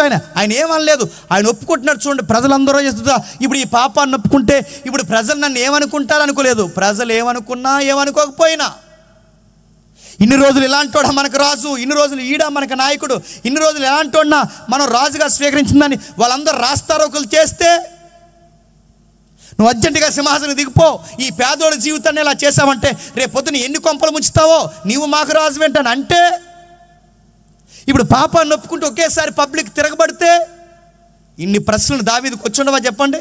నేను ఇప్పుడు ప్రజల ఎదుట ఒప్పుకుంటే ఏమైపోతాను, ఇప్పటివరకు ఉన్న ఫేమ్ నేమ్ ఉంటే ఏమైపోతాను, ఇన్ని ప్రశ్నలు దావీదు గారికి వచ్చుంటాయి. ఆ వచ్చిన ఆయనకి మాత్రం ఒక విషయం తెలుసు, పబ్లిక్ ఒప్పుకున్నా ఒప్పుకోకపోయినా ఖచ్చితంగా దేవుని ఎదుట మాత్రం చెప్పండి ఒప్పుకోవాలి. ఈ ఫాలోయింగ్ కాదు, ఈ ఫేమ్ నేమ్ ఏమి కాదు, నా దేవుడి దృష్టిలోనే ఎలా ఉన్నాను, దేవా నేను నిజంగానే తప్పు చేశాను, తెలుసో తెలియకో కాదు, అన్నీ తెలిసే చేశాను. దావీదు ప్రేయర్లో ఉన్న బ్యూటీ ఏంటి చెప్పనా, తెలుసో తెలియకండో అంతా తెలిసే చేశాను. ఎందుకు దావీదు గారు నచ్చాడు, మన ప్రార్థనలు ఎలా ఉంటాయో తెలుసా, దీనుడైన ఈ కుమారుణ్ణి తెలుసో తెలియకో చేసిన నా పాపాలని క్షమించు మై ప్రభువా అని నువ్వు అడుగుతావు. దేవుడు అవును బిడ్డ ఎల్కేజీలో ఉన్నా అంటాడా, నువ్వు తెలుసో తెలియక ఏం చేయలేదు, నీకు అన్నీ తెలిసే చెప్పండి చేసావు. దేవుని ఎదుట పాపాన్ని ఒప్పుకోవడానికి కూడా నీకు ఎంత గేరో, మళ్ళీ చెప్తున్నాను, దేవుని ఎదుట పాపాన్ని ఒప్పుకోవడానికి కూడా తెలుసో తెలియకని కవరింగ్ లాంగ్వేజ్ ఉపయోగించు, నీకు తెలిసే చేసావు. దావీదు గారి నుంచి మనం నేర్చుకోవాల్సిన మరొక మాట, నాకు అన్నీ తెలుసు ప్రభువా, నేను ఘోరమైన వ్యాధిలో నేను పడిపోయాను. ఆయన మాట్లాడుతున్నాడు, దేవా దుష్టుంచుము, మాట్లాడుతూ బాధపడుతూ కృంగిపోయాడు, ఏమనలేకపోయాడు, తను ఏమి నోరెత్తలేకపోయాడు. ఒక సామాన్యమైన ప్రవక్త వచ్చి ముఖం మీద ఏలిపెట్టి ఆ పాపాత్ముడు నువ్వు అంటే ఎస్ నేనే అని ఒప్పుకున్నాడు. దావీదు గారిలో ఉన్న గొప్పతనం ఏంటి చెప్పినా, ఆయన ఎప్పుడైతే అది ఒప్పుకున్నాడో మిగిలిన వాళ్ళందరూ రెచ్చిపోయారంట. ఆ టైంలో ఎంతగా రెచ్చిపోయారు తెలుసా, దావీదు గారి మీద వానపాములు ఆటోలు కూడా లేచిపోయి దావీదు గారిని కామెంట్ చేయడం స్టార్ట్ చేశారు. దావీదు గారు అన్నారు, వాళ్ళు అనే టైము, నేను అనిపించుకునే టైము నా దేవుడు వాళ్ళకి టైం ఇచ్చాడు. నా సేవకుడిగా పరిచర్య చేస్తున్నప్పుడు వాడి మీద వేగవాలితే నాకు అనుగుడ్లో ఏలు పెట్టినట్టని సెలవిచ్చిన దేవుడే, ఆయన పర్మిషన్ లేకుండా ఎవడో ఏమండో వీళ్ళు అంటున్నారంటే అన్నివ్వండి. ఆ సిమి అన్నవాడు ఒకడు ఉంటాడు ఆ సౌలుకి దగ్గరగా, మీరు ఇంటికి వెళ్ళి చదవండి. ఆ సిమి ఆడికి నడమే సరిగా ఉండదు, ఆడికి నడవడమే రాదు. అలాంటోడు ఆ సిమి అన్నవాడు లెగిసి పడిపోయి దావీదు గారినే తిడుతుంటాడు, ఈ పచ్చిపూతులు తిడతాడు, ఎలాటోడు ఆ పని చేశాడు, ఈ పని చేశాడు, దుర్మార్గుడు, వీడి మీద అది ఉంది ఇది ఉందని ఎన్నో చీకటి మాటలు దావీదు గారి మీద పలుకుతుంటే ఆ పక్కన సైనికులు అంటారు, సార్ మీరు పర్మిషన్ ఆడ తలకాయ తెచ్చేస్తామంటారు, సార్ మీరు పర్మిషన్ ఏ నాలుకైతే ఎగురుతుందో ఆ నాలుగు కోసి తెచ్చేస్తుంటారు, మీరు పర్మిషన్ ఇవ్వండి. దావీదు గారు అడవికి నడిచి వెళ్ళిపోతూ అంటాడు, అన్నివ్వండి, నా దేవుడు సెలవు లేకుండా ఎవడు ఏది నన్ను అన్నవాడు. ఎందుకంటే దేవుడిస్తున్న పనిష్మెంట్ను కూడా ఆనందంగా స్వీకరించి తనలో తాను బాధపడుతున్నాడు తప్ప అంటున్నవాడి మీద పగ కూడా చెప్పండి పెంచుకోవట్లేదు. దావీదు గారిలో ఇంకా గొప్ప హృదయం ఉంది. తను ఎంత బాధపడ్డాడో ఆ బాధనంతటిని పశ్చాత్తాపంతో ఒక పాట రాసుకున్నాడు. ఏమని రాసుకున్నాడు ముగిద్దాం ఒకసారి చూడండి. 51వ కీర్తన 51వ కీర్తన మొదటి 2 వచనాలు. దేవా, నీ కృప చొప్పున నన్ను కరుణించుము, నీ వాత్సల్య బాహుల్యము చొప్పున నా అతిక్రమములను తుడిచివేయము, నా దోషము పోవునట్లు నన్ను బాగుగా కడుగుము, నా పాపము పోవునట్లు నన్ను పవిత్ర. కీలకమైన 3 పదాలు ఉన్నాయి చూడండి. తుడిచేయి, కడిగేయి, మూడవది పవిత్రపరిచేయి. ఏ విషయంలో, ఏ ఉద్దేశంతో ఈ పదాల పాటలో పెట్టాడు చెప్పండి? నన్ను తుడవమంటున్నాడు, కడగమంటున్నాడు, పవిత్రంగా మార్చబట్టినాడు. ఎందుకు, ఏ విషయంలో దావీదు గారు ఈ పదాలు రాస్తున్నాడు?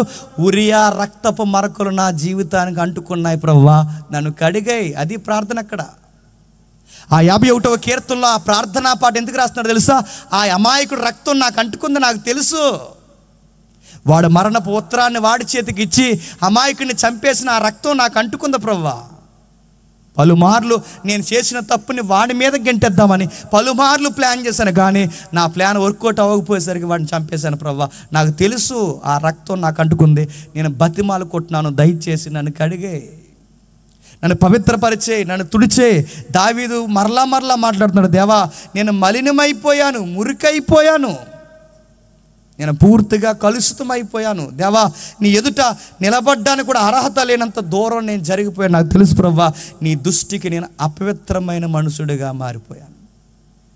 నా తన ప్రభు చొచ్చి ఇన్ని మాటలు మాట్లాడుతున్నప్పుడు అదే పదాలు ఉపయోగిస్తూ ఆ 51 అంటున్నాడు, నా అతిక్రమములు నాకు తెలిసే ఉన్నవి. ఏంటంటున్నాడు చెప్పండి? నా అతిక్రమాలు నాకు తెలుసో తెలియక కాదు, నా అతిక్రమాలు తెలుసు. నేను పాపంలో ఎల్లప్పుడూ నేను ఆనందించాను. అది నా ఎదుట ఉంది, అది ఎదుటున్నది నాకు తెలిసినప్పుడు అక్కడి నుంచి నేను వెళ్లకుండా దాన్ని వీక్షించాను, దాన్ని చూశాను. ఆ చూసిన దాన్ని దగ్గర తెచ్చుకుని చెప్పండి ఆస్వాదించాను. నేను ఎంతగో స్వీకరించానంటే ఈ పాటలో ఆయన చేసిన పాపం అంతా రాసుకుంటున్నాడు చూడండి. ఈ కళ్ళతోనే చూశాను, ఆస్వాదించాను, అది నా ఎదుట ఉంది, ఈ కళ్ళతో చూశాను, నేను కావాలని పిలిపించుకున్నాను. నేను పాపాన్ని ఒప్పుకోవడంలో గుర్తుపెట్టుకోండి, దేవుడు ఎప్పుడు మెచ్చుకుంటాడు చెప్పినా, పాపాన్ని ఒప్పుకోవడంలో కూడా స్పష్టత ఉండాలి. నువ్వు ఎదుటోడి దగ్గర సిగ్గుపడితే సిగ్గుపడు చెప్పుకోవడానికి, నువ్వు పాస్టర్ గారి దగ్గర చెప్పుకోకపోతే మానే, దాచుకో, కానీ దేవుడి దగ్గర మాత్రం సిగ్గుపడుకో. దేవుడి దగ్గర పాపాన్ని ఒప్పుకున్నప్పుడు కూడా అక్కడ ఖచ్చితంగా ఆధ్యాత్మిక వివరణ పూర్తిగా ఆయన ఎదుట మనం ఒప్పుకోవాలి. అక్కడ దాచుకోవడానికి వీల్లేదు. మనం చెప్పాల్సిందంతా దేవునికి చెప్పేయాలి. మన దేవుడి దగ్గర కవరింగ్ లేదు. ఇంకా దేవా నన్ను అర్థం చేసుకో, కాదు దేవా నన్ను అర్థం చేసుకో, నన్ను క్షమించుకో, దేవా నీ చిత్తం ఎలాగుంటే నా ఎళ్ళ అలా జరిగించు. నువ్వు కొడతావా కొట్టు, నన్ను తిడతావా తిట్టు, నన్ను ఏం చేస్తావు చెయ్యి, నన్ను అరణ్యం పాలన చేస్తావు చెయ్యి. ఎందుకంటే నేను చేసిన తప్పుకు నువ్వు ఏమి విధించినా నేను స్వీకరిస్తాను. మనం ఎలా ఉంటాం చెప్పనా? అందరి పాపాలతో మన పాపం కంపేర్ చేసుకుని ఇంత పెద్ద పాపానికి దేవుడు చూడండి నన్ను ఎంత నలిపేస్తున్నాడు అంటాం. నేను అంత సీన్ లేదు, గుర్తుపెట్టుకో. చిన్న పాపం పెద్ద అన్ని పాపాలే. చిన్న పాపం పెద్ద పాపం కాదు, మనం కంపేర్ చేసుకుంటాం. ఆడు ఎంత పాపం చేశాడు, ఆడు బాగానే బతుకుతున్నాడు, నేను ఈ పాపానికే దేవుడు నన్ను ఇంత నలిపేస్తున్నాడు అంటే, మీరు గుర్తుపెట్టుకోండి, మనం పాపం చేసినప్పుడు దేవుడు మనల్ని గద్దించాలి. ఒకవేళ ఏమి అనడం లేదంటే సంథింగ్ గుర్తుపెట్టుకో, దేవుడు నిన్ను వదిలేశాడేమో. నిన్ను ఏం జరిగినా ఎవరు ఏమంటలేదంటే దేవుడు కూడా నేను అనడం మానేశాడంటే గుర్తుపెట్టుకో, దేవుడు నిన్ను వదిలేశాడేమో. సౌలుని బాగా విన్నాడు, సౌలుని ఏమని అన్నాడా? దేవుడు వదిలేశాడు. దేవుడు వదిలేస్తే సౌలు ఏమయ్యాడు? సూసైడ్ చేసుకుని చచ్చిపోయాడు. కయ్యేడిని దేవుడు వదిలేశాడు, ఏమయ్యాడు? దేశతిమ్మరై చచ్చిపోయాడు. ఇస్కరియోతు యోధాన్ని ఏమనడం మానేశాడు, ఏమయ్యాడు? సూసైడ్ చేసుకుని కింద పడి చనిపోయాడు. సొలొమోను కూడా ఏమనడం మానేశాడు, చివరికి సొలొమోను ఏమైపోయాడు? భార్యల మాట విని తిరిగిపోయాడు. దేవుడు ఏదో ఒకటి అనాలి, గుర్తుపెట్టుకోండి. ఎలా అంటాడు దేవుడు? ఆకాశం ఇలా ఇడిపోయి ఏంట్రా పనులు అండో, ఈ పులిపేట మీద నుంచో, ఈ పాస్టర్ గారి నోట్లో నుంచో, నీ సహోదరుడైనా నీ తోటి యవనస్తుడు ఎవడో ఒక నోట్లో నుంచో గట్టిగా నేను గద్దిస్తాడు. ఆ మాటలు స్వీకరించు. అది వాక్యం అనే కొరడాతో నీకు చెబుతాడు. నీతోనే మాట్లాడుతున్నట్టు ఉంటుంది నేరుగా. ఈ ప్రసంగం నీకే చెప్తున్నట్టు అనిపిస్తుంది. అంటే ఈ పులిపేట నుంచి దేవుడు నీతో మాట్లాడుతున్నాడు. ఎలా చెబుతాడు దేవుడు అంటే ఇదిగో ముఖాముఖిగా మాట్లాడతాడు. ఇలాంటి చీకటి పాపంలో ఎవరైతే ఇరుక్కుని ఉంటారో ఖచ్చితంగా దేవుడు వాళ్ళకి చెబుతాడు, ఇదిగో మార్చుకో మార్చుకో మార్చుకో మార్చుకో. ఈ దేవుళ్ళు ఉన్న గొప్పతనం ఏంటో తెలుసా? నువ్వు ఎలాంటి పాపం చేసినా, మళ్ళీ చెప్తున్నాను, నువ్వు ఎంత పెద్ద పాపం చేసినా, నేను రాయితీ ఇవ్వట్లేదు, ఇది లైసెన్స్ అని నేను చెప్పట్లేదు, నువ్వు నిజాయితీగా దేవుని దగ్గర ఒప్పుకుంటే నేను ఖచ్చితంగా క్షమిస్తాడు. కానీ బట్ కండిషన్స్ అప్లై అవుతాయి, పనిష్మెంట్ మాత్రం కొనసాగుతుంది, గుర్తుపెట్టుకోండి. దావీదుని క్షమించాడు. కానీ ఏం జరిగింది చెప్పండి? దావీదుని క్షమించాడు, అరణ్యానికి పోకుండా వదిలేశాడా? పనిష్మెంటే చెప్పండి, క్షమాపణే. ఇదేడు ప్రభా నన్ను క్షమించను అన్నావు, ఇంకా నన్ను రుద్దెత్తున్నావు ఏంటంటే క్షమే చెప్పండి, పరీక్షే. దావీదు గారి హృదయం ఎంత బాగా నచ్చిందో నేను ముగిస్తున్నాను. దావీదు అంటున్నాడు, నా అతిక్రమాలు తెలుసు, నా పాపం నాకు తెలుసు, నేను ఒప్పుకుంటున్నాను. అసలు ఏం జరిగిందంటే నేనేం చెప్పట్లేదు, నీకు వివరణ ఏమి ఇవ్వట్లేదు, నన్ను కవర్ చేసుకునే పాయింట్స్ ఏమి నేను రేట్ చేయను, నేను ఒప్పుకుంటున్నాను. ఎస్, నా ఎడల పాపం జరిగింది. ఇలానే ఒప్పుకోవాలండి. పాపం ఒప్పుకున్నప్పుడు చాలామంది తెలియదు ఎలా పాపాన్ని ఒప్పుకోవాలో, ఎలాగ ఒప్పుకోవాలి. నువ్వు ఎవరి దగ్గర ఒప్పుకోకపోయినా పర్లేదు, ఎందుకంటే నువ్వు ఇతరుల దగ్గర ఒప్పుకుంటే వాళ్ళందరూ పుణ్యాత్ములు అయిపోయి నేను పాపాత్ముడు అంటారు. అందుకే దేవుడి దగ్గర ఒప్పుకోవాల్సిన విధంగా ఒప్పుకోండి. దేవా నాకు తెలుసు, అందుకే నన్ను క్షమించు, నా పాపాన్ని తీసే, నీ నామాన్ని బట్టి నన్ను శుద్ధీకరించు, నన్ను పూర్తిగా నీ సంరక్షణలోకి తీసుకొని దావీదు గారు ఎంత బాగా ప్రేయర్ చేస్తున్నారు చూడండి. ఇంకా కిందికి అంటాడు, ప్రభా నీకు విషయం చెప్పాలి. మరో కీర్తనలు అంటాడు, నువ్వు నన్ను కొట్టు, 6వ కీర్తనలో కోపంతో మాత్రం కొట్టుకో, నేను తట్టుకోలేను అంటాడు. అది ఎలా ఉంటుందంటే, చిన్న పిల్లలు అమ్మకి చెప్తారు చూసారు, అమ్మ కొట్టమ్మ కానీ గట్టి కొట్టకే చచ్చిపోలేవు అన్నానని. ఆ టైపు దావీదు గారు ఆ బాండింగ్ మెయింటైన్ చేస్తారు చూడండి ఎవరితో, దేవుడితో. అందుకే నేను అంత బాగా నచ్చేసాడు. కొంతమంది పిల్లలు మీరు ఎప్పుడైనా గమనించారా? ఏ తల్లిలు ఒకసారి ఇంకా రాక్షసులా తెగ్గుట్టేస్తుంటారు, పొలం దేవుళ్ళగా ఎటో మరి వాళ్ళు. చిన్నపిల్లడని కూడా ఒక ఆవిడ ఏకంగా తన్నేస్తుందండి ఎగరేసి, ఇలాదంతా అక్కడ ఓడిపోతున్నాడు అని లేపు మళ్ళీ జుట్టుకి మళ్ళీ తనేస్తుంది. కొట్టేస్తుంటారని అడుగుతున్నాను, అలా కొట్టేస్తున్నప్పుడు చచ్చిపోతారని భయం ఏదండి వాళ్ళకి. ఆ కొడుతున్నప్పుడు కొంతమంది పిల్లలు మీరు గమనించండి, వాళ్ళ యాటిట్యూడ్ ఎంత ముద్దు వస్తుందో, వాళ్ళ ప్రవర్తన చూస్తున్నప్పుడు. ఏ తల్లి అయితే కొడుతుందో మళ్ళీ ఆ తల్లినే బెడ్లట్టుకుని అంటారు, అమ్మ కొట్టకమ్మ అంటారు. నిజానికి గుర్తుపెట్టండి, ఏ అమ్మ కొడుతుందో మళ్ళీ ఆ అమ్మనే పట్టుకుని ఏడుస్తున్నారు చూసారు బిడ్డలు. అది ప్రేమ అంటే. దేవుడు కూడా గుర్తుపెట్టుకోండి, దావీదుని దేవుడు కొడుతున్నప్పుడు దావీదు దేవుడికి దూరంగా పారిపోవట్లేదంట. ఏ దేవుడు కొడుతున్నాడో చెప్పండి, ఆ దేవుడినే పట్టుకుని అంటున్నాడు, దేవా కొట్టు, కానీ కొట్టకు ప్రభా, నేను చచ్చిపోతాను, నేను చచ్చిపోయి నరకానికి పోతే నీకు ఎవరు వర్షిప్ చేస్తారు చెప్పి అంటాడు దావీదు 6వ కీర్తనలో. అక్కడ కూడా వర్షిప్పే. దావీదు ఎందుకు దేవుడికి నచ్చేసాడంటే, పాపం చేసినప్పుడు కూడా దాసుకోకుండా చెప్పండి ఒప్పుకుంటాడు. దావీదులో ఉన్న మరొక బ్యూటీ ఏంటి చెప్పనా, నేను ముగిస్తున్నాను. లైఫ్లో ఒకే ఒక్క పాపం చేసాడట. లైఫ్లో ఒకే ఒక్క పాపం మందే. లైఫ్లో ఒకే ఒక్క పుణ్యం చేస్తాం చెప్పండి, మొత్తం పాపాలు చిట్టాలి మనకి.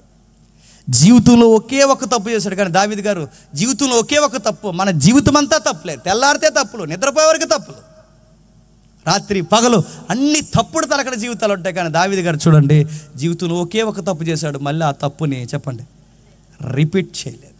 దావీదు గారు అంతకు దేవుడికి నచ్చేస్తాడు. నా ఉద్దేశానుసారైన మనుషుడు.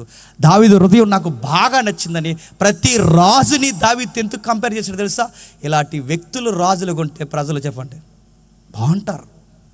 ఇలాంటి హృదయాలు కలిగిన వారు సమాజంలో ఉంటే సమాజం బాగుంటుంది, సంఘాలు ఉంటే సంఘం బాగుంటుంది, సంసారంలో ఉంటే సంసారం బాగుంటుంది. వాళ్ళు ఎక్కడుంటే అక్కడ అనేకులకు దీవెనకరంగా మారిపోతారు. దావీదు హృదయాన్ని దేవుడు మెచ్చుకున్నాడు. ఇంకా రాస్తున్నాడు చూడండి, తప్పు చేసినప్పుడు ఆయన కవర్ చేయకుండా ఒక మాట అంటాడు, దేవా నీకు విషయం చెప్పాలి, నువ్వు నన్ను ఎంత గద్దిస్తావో అంత చెప్పండి గద్దించే, నువ్వెంత కడిగేస్తావు అంత కడిగించే. కానీ ఒక మాట అంటున్నాను, ప్రభువా నీ రక్షణ ఆనందాన్ని మాత్రం నా నుంచి తీవు. నాకు ఆస్తులు పోయినా పర్లేదు, నా ప్యాలెస్ లాగేసుకున్నా పర్లేదు, నా ఉపపత్తుల్ని నా కొడుకులు లాగేసుకున్నా పర్లేదు, నా భార్యలు మొండమోపుతనం లాంటి అవమానాన్ని భరించినా పర్లేదు, నా కుటుంబం ఏమైపోయినా పర్లేదు, నా బంగారం, నా వైరాగ్యం, నా సింహాసనం అంతా పోయినా పర్లేదు. కానీ అన్నిటికన్నా గొప్పది ఒకటి ఉందో నాకు తెలుసు, నీ రక్షణ అనుభవాన్ని మాత్రం నా నుంచి తీసేయవద్దు. మరోడు కూడా రిక్వెస్ట్ పెట్టుకుంటున్నాను, ప్రభువా నీ పరిశుద్ధాత్మను కూడా నా నుంచి చెప్పండి దూరం చేయదు. దావీదు హృదయం ఎంత బాగుంటే ఇలాంటి దావీదుని ఇష్టపడకపోతే దేవుడు నిన్ను నన్ను ఇష్టపడతాడా? మళ్ళీ అడుగుతున్నాను, ఇలాంటి దావీదుని ఇష్టపడకపోతే నిన్ను నన్ను ఇష్టపడతాడా? దావీదు ఎంత ముద్దొస్తున్నాడు చూడండి. శత్రువులు పాడైతే ఏడుస్తాడు, శత్రువులు భయంకరంగా దండెత్తినప్పుడు స్ట్రాంగ్గా నిలబడతాడు. అది ఇతరులకు హాని చేసినప్పుడు హాని చేసిన నిజాయితీగా ఒప్పుకుంటాడు. పాపంలో కూడా సిగ్గు లేకుండా తెలిసే చేసిన ఒప్పుకుంటాడు. చివరికి దావీదులో ఉన్న గొప్పతనం ఏంటంటే రక్షణ ఆనందం లేకుండా నాకు కోట్లు ఆస్తున్నా వద్దంటాడు. ఆత్మ లేకుండా నాకు ఏ ఫలం వచ్చినా వద్దు ప్రభువా, నేను అన్నిటి ఎదుట ఒప్పుకుంటున్నాను, దేవా నన్ను చేర్చుకో ప్రభువా అని చేసిన తప్పుకి క్షమాపణ పొందిన ఉత్తమ రాజు ఎవరు చెప్పండి? దావీదు గారు. మీరు ఇంటికి వెళ్ళిన తర్వాత చదవండి, నేను ముగిస్తున్నాను. దావీదు గారిలో ఉన్న మరొక చివరి స్టేజ్ మీరు ఇంటికి వెళ్ళక చదవండి. ఆయనకి చలి వేస్తుంటుంది. ఆ చలి వేసేస్తున్నప్పుడు ఆయనకు బాగా చలి వేస్తుంది. ఆ చలి వేసినప్పుడు ఎవడిచ్చాడో బోడి సలహా ఇచ్చాడు, ఒక సలహా. ఆయనకు దుప్పలు కప్పుతారు, అవి కప్పుతారు, ఏమీ తగ్గదు. ఆ పక్క నుంచి మంత్రులు కుదురుంటారు కదండి, అలా సలహా ఇచ్చారు. ఆ చలి తగ్గాలంటే ఒక యంగేజ్, క్షమించండి, ఒక టీనేజ్ అమ్మాయి కావాలన్నారు.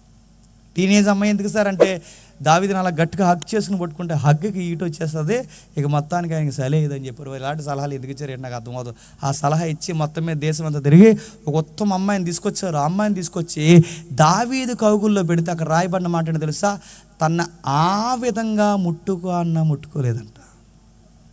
ఒక టీనేజ్ అమ్మాయి తన కౌగుల్లో ప్రతిరోజు నిద్రపోతే తన భార్యగా, బాగా వినండి, పేరుకి భార్యగా ఉంది తప్ప ఎప్పుడు తను ముట్టుకోలేదు. అంటే దావీదులో ఉన్న గొప్ప క్వాలిటీ చెప్పిన, జరిగిన మిస్టేక్ని మళ్ళీ చెప్పండి రిపీట్ చేయడు. మనం రీల్స్ చేస్తాం, వాటితో హైలైట్ చేస్తాను. అడుగుతున్నాను, ఎంత పిచ్చో మనకి. దావీదు గారు చూడండి, తను మార్చుకున్నాడు, దేవుని ఎదుట ఒప్పుకున్నాడు, తన ప్రేమను బట్టి నిండు హృదయంతో దేవుని ఎదుట చెప్పండి అరెస్ట్ అయిపోయాడు. ఈ దావీదు స్టోరీ చదువుతుంటే మనకి ఏమర్థమవుతుందో చెప్పిన, ఆ దావీదుని దేవుడు అంత బాగా వాడుకోవడానికి, ఆ దావీదు సింహాసనం మీద ఎక్కడానికి నీతి సూర్యుడు రాబోతాడు. ఆ నీతి సూర్యుడే నజరేయుడైన యేసు. అలాంటి దావీదుని ఇష్టపడిన దేవుడు ఆ దావీదుకి ఏం బహుమానం ఇచ్చాడంటే గొప్ప బహుమానం. తన కుమారుడిని తన గర్భంలోనే పుట్టించబోతున్నాడు. దైవసుతుడు తన గర్భంలోంచి రాబోతున్నాడు. దావీదు కుమారుడని పిలవబోతున్నాడు. ఇంతకన్నా బహుమానం ఏంటి? ఒక వ్యభిచారం చేసిన దావీదుకి క్రీస్తు కొడుక అంటే అంత గొప్ప ఔన్నత్యం ఇచ్చాడు. ఒకటి చంపేసిన దావీదుకి క్రీస్తు కుమారుడు అవుతాడంటే అవును కుమారుడు అవుతా, ఆ ట్యాగ్ నేనే ఇచ్చాను అంటున్నాడు. ఎంత పేరు పోయిందో మళ్ళీ అంత పేరు ఇచ్చాడు, ఎంత ఘనత పోయిందో అంత ఘనత తెచ్చిచ్చాడు, ఎంత సింహాసనం లాగేశారు అంత సింహాసనం మీద కూర్చోబెట్టాడు. దావీదుని మళ్ళీ నూతన వైభవంగా మార్చాడు. దావీదు వెళ్ళిపోతున్నప్పుడు దేవుడు మాటిచ్చాడు, ఏం కంగారు పడకు, నీకు ఎప్పుడు ఒక దీపం వెలుగుతూ ఉంటుంది. ఆ నిత్యము వెలిగే దీపం పేరే అభిషక్తుడు రాబోతున్నాడు. ఆ అభిషక్తుడు సాక్షాత్తు నీకు కుమారుడుగా పిలువబడతాడు. ఇంతకన్నా లైఫ్కి ధన్యత ఏముంది చెప్పండి? దేవుణ్ణి కనబోయే ఒక గర్భంగా దావీదు గర్భం మారబోతుందంటే ఇంతకన్నా ధన్యత ఏంటి? ఏ గర్భంతో అయితే పాపం చేశాడో అదే గర్భాన్న క్రీస్తు ఉద్భవిస్తానన్నాడంటే ఇంతకన్నా ధన్యత ఏముంది చెప్పండి? ఎంత గొప్ప బ్లెస్సింగ్ దేవుడు ఇచ్చి దావీదుని పూర్తిగా కడిగేశాడు, తుడిచేశాడు, మళ్ళీ రక్షణ ఆనందాన్ని ఇచ్చాడు, ఆత్మనిచ్చాడు, ఉన్నతమైన స్థితిలో దావీదుని నిలబెట్టాడు.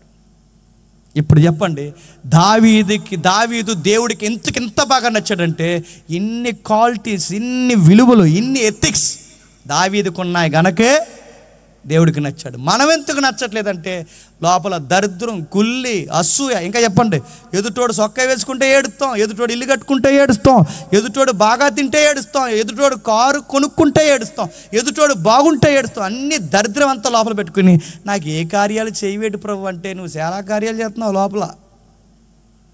ముందు అది మానే, అవి తీసేస్తే దేవుడు నీకు సమస్తము సమకూర్చి జరిగించి క్రీస్తు అనే వెలుగుని తెలిసి నీ హృదయం అనే సింహాసనం మీద కూర్చోబెడతాడు. గొప్ప కార్యాలు జరిగించి నేను ఆశీర్వాదకరంగా చెప్పండి మార్చేస్తాడు. అందుకే 41 మంది రాజులను చూశాడు. ఆ 41 మంది రాజులు లేదా 40 మంది రాజులు దావీదు ముందు ఫెయిల్యూర్ అయ్యారు. దావీదు మాత్రం అందరు రాజులా చెప్పండి గొప్ప రాజుగా మిగిలిపోయాడు.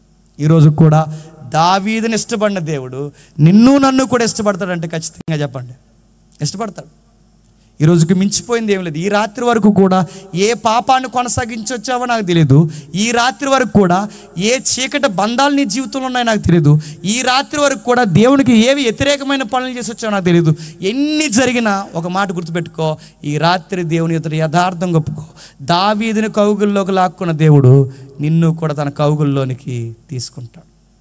ఏమో ఎంతమంది యవనస్తులు ఇక్కడ ఇప్పటికే తప్పులు చేసి వచ్చారో నాకు తెలియదు. ఎంతమంది సంసారం చేస్తూ అక్రమ సంబంధాల్లో ఉన్నారో నాకు తెలియదు. ఎంతమంది యథార్థతను వదిలేసి దొంగ వ్యాపారాలు చేస్తున్నారో నాకు తెలియదు. లగ్జరీకి మరిగి సుఖాలకి పెద్ద పెట్టేస్తున్నారో నాకు తెలియదు. మీ అందరినీ నేను దేవుని ఎదురు ఒప్పుకునేది ఒకే ఒక్క మాట, దేవుని ఎదురు చెప్పుకునేది ఒకే ఒక్క మాట, దేవుడు పక్షాన మీకు విజ్ఞాపం చేసేది ఒకే ఒక్క మాట. మీరు పక్కోళ్ళకి చెప్పినా చెప్పకపోయినా ఈ చివరి ప్రార్థనలో మాత్రం చెప్పండి, దేవుని ఎదురు ఒప్పుకోవాల్సినవి చెప్పండి, ఒప్పేసుకోండి. దావీదును క్షమించిన దేవుడు నిన్ను నన్ను క్షమించి తన కుమారుని వెలుగును మన మీద